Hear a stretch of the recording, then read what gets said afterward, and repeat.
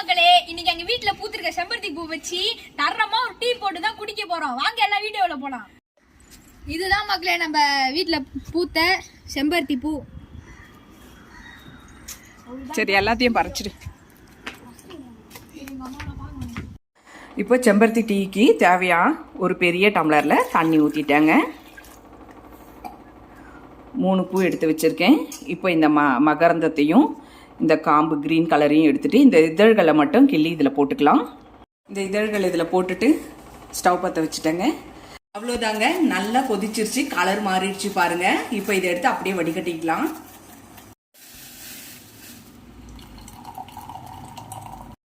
இப்போ இதில் 2 spoon honey சேர்த்துக்கலாம்.